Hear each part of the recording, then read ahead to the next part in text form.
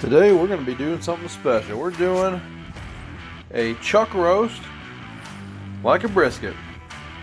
We're going to be doing low and slow for about at least 6 hours until it hits about 200, around between 200 and 205. I'm going to be checking, for tenderness with my probe, but it should be about a 6-hour smoke if I had to guess. I'm going to go real simple today. Again, if y'all watching the videos, this is my favorite thing to put on beef and pork. It's my favorite. People, I use it as a binder, but people say that, you can't really taste the mustard. If you use mustard as a binder, you can't really taste it. I'm a firm believer that this adds to some of the flavor. No, you can't really taste the mustard, but you can definitely taste the vinegar in it. Because I've done it with and without it, and I can always taste the extra vinegar from the mustard.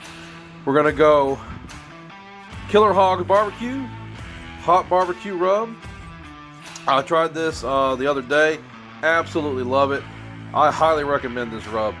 If y'all want something delicious on your beef, this is the way to go. I'm real anxious to try it on some pork here in the next couple weeks. And then we're also going Texas style with coarse sea salt and coarse ground black pepper. This is just a repurposed Costco coarse ground pepper shaker bottle. I just fill it up with about 40% sea salt and 60% black pepper. So, without further ado, I'm going to go ahead and rub this down. I want to show y'all exactly how I do it. And then I'm going to fire up the new, yeah, you heard me, the new pit. I bought a new pit. I'm going to do a full review on that in the very near future. I've already done the other side, but I put a good amount on here. Rub it on in. Make sure to get all sides. This is a big, thick piece of meat. I mean, I think this is 4.5 pounds, 4.5 pound chuck roast. We got it on sale the other day on a weekend sale here at our local supermarket. And I'm gonna go ahead and I do a real heavy layer of the Killer Hogs first.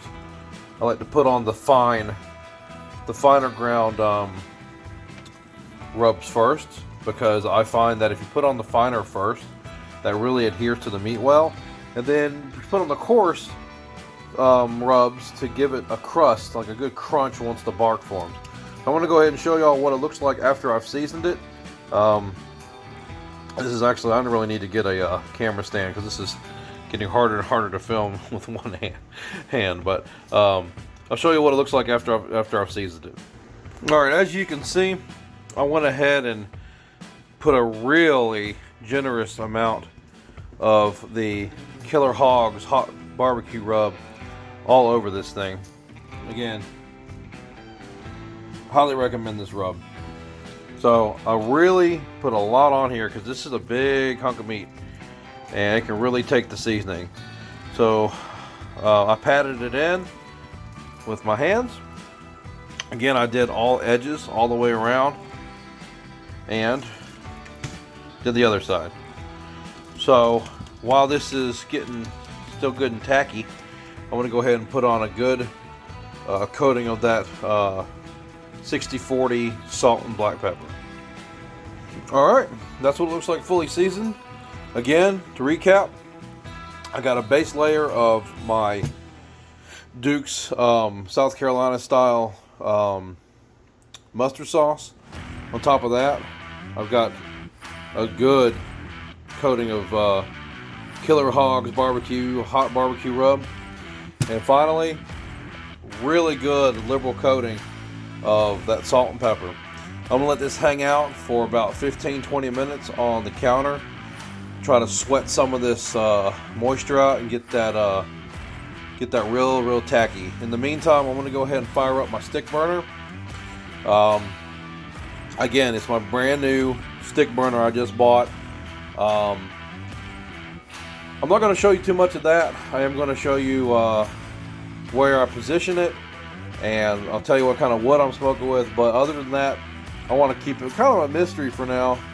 So I want to have some fun with it, see if y'all can guess which smoker I got, and then I'll do a full review of it in a couple weeks. But this continues my series that I'm trying to show you guys that you don't have to go out and spend a whole bunch of money on expensive cuts like picanha or brisket, or even those big beef dino ribs. Really expensive right now. The dino ribs I priced online the other day, they're like $80 for 3 ribs. This chuck roast, almost 4.5 pounds, $30 on sale. So anyway, in the meantime, I'm gonna go ahead and start my stick burner and get it up to temp. So I'm about to get my stick burner started, and I figured I'd let y'all have a little bit of a sneak peek to see my progress on this. As you see, I bought this gazebo, really good price. It was like $130, $140. Took me about 30 minutes to set up. I have it back here in my backyard. If y'all don't know, I live here in Florida. It's very hot, almost unbearable during the summertime, so needed something to keep the sun off me during the hot days. So I bought that. So far I'm loving it. But I want to go ahead and see if I can give you a little sneak peek without giving too much away of that stick burner. There it is, and there it goes. So we'll go ahead and talk about it and let y'all know exactly what it is in a couple months. But if y'all want to start guessing, if anybody guesses right, it's got to be the correct make, the correct model. Yeah, correct make and correct model. Who makes it and the exact model. If y'all guess it in the comments, I'll give y'all $20. First person to guess it gets a $20 Amazon gift card. But here's the caveat of it. You've got to be subscribed. You got to leave a comment. You got to like the video. Do those 3 things. Leave a comment, and if you're subscribed and you like the video, and you're the first person to guess the make and the model, you get a $20 Amazon gift card. This is I'll give y'all about 5 weeks to guess it before I finally come out and do the full review of this thing. Once I tell you guys exactly what this is, obviously the contest is over. If nobody gets it by then oh well, too bad, so sad. But I'm giving y'all opportunity to at least try to guess what I bought. But anyway, let me go ahead and start the smoker and get it up to temp. There's Buddy as I'm waiting for my coals to get up to temp. And again, I'll just show y'all again what it looks like. I got Jealous Devil whole lump charcoal in the charcoal chimney. Everything's wide open. I got some red oak sitting in the firebox ready to go, and I'm just hanging out here with Buddy until the coals get hot enough for me to dump in the firebox. Life's pretty good right now. I can't deny it. Okay, so the chuck roast has been sitting here for a good hour, sitting out, heating up a little bit, getting room temperature, and this seasoning has really pulled out some moisture and stuck to this hunk of meat. This is a pro tip I wanted to give y'all. At least this is what I do, and it saves a whole bunch of frustration. Here's my probe that I put in the meat. I'm going to go ahead and insert it now while I'm in here, not fidgeting with it on the smoker. I'm going to go ahead and get it into position now. So all I have to do is go out, put it on the smoker, and walk away. I'm going to go ahead and do that now. Alright, as you see, I have it in the thickest part of the meat, and it is, let's see, judging, it's probably right, the tip's probably right there. So this is how I like doing it. Taking it out to the pit now and putting it on. It's probably going to take, again, probably 6 hour total cook time. We'll see you when it's done. Alright, as you can see, I got 2 probes. The top one is the one in the meat. I have it set to alarm me when it hits 160, because 160 is when I'm taking it off and wrapping it in butcher's paper. So right now the internal temp of that meat is 159, or I'm sorry, 59 degrees, not 159, 59 degrees. And the second probe I got sitting on the grate itself. I got it to alarm me when it hits about 270. I like keeping my smoker between 250 and 300. I'm getting better at controlling the temp, so if I can keep it between 250 and 275, I'm actually happier. But if it goes over a little bit, it's not the end of the world. But I got it to alarm me at 270 because I like to know. And as you see, it's climbing real quick because I had the door open for a long time. But anyway, I'm going to go make up a spritz so I can spritz this thing probably once every 2 hours. I'm going to check it once every 2 hours just to make sure it's not getting too dry. I'll go over the recipe of that spritz later on when I bring it out. Alright, I wanted to update everybody. It's been, well, probably about 2.5 hours since I put this on, maybe 3 hours. We're still rocking some temps. 20 more degrees before I wrap this thing. My temp went down because I opened the door to spritz, but I spritzed with a combination of apple cider vinegar, hot sauce, bourbon, and Worcestershire sauce. So again, apple cider vinegar, hot sauce, bourbon, and Worcestershire sauce. I'll put the ingredients in the comments below or in the video description in case you want to make it. It's very good on beef. So wanted to let y'all know what it looks like, and it's formed a nice bark already.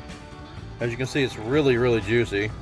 It only started getting a little dry on the ends, but overall I'm really happy with it. Alright, we're just about to hit our target temp of 203.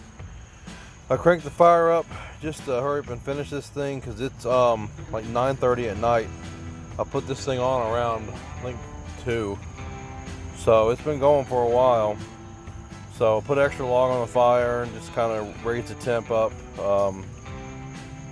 just to go ahead and finish this off. But I'm going to let this thing rest for probably, well, overnight. I'm about to put it in a cooler, wrap it in towels, and then I'll be done with it. And then I'll slice it tomorrow and let y'all see what it looks like.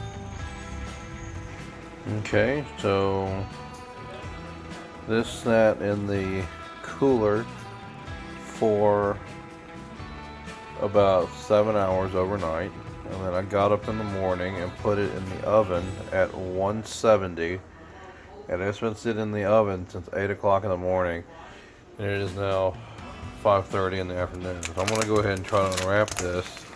It's going to be hard to do it with one hand, so I might have to cut into the paper, but yeah, we'll have to cut into it because I can't do it with one hand.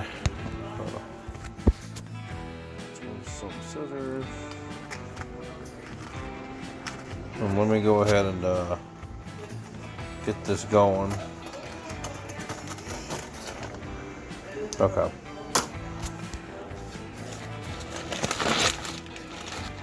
Oh man. Ooh, I can already smell it. It smells so good.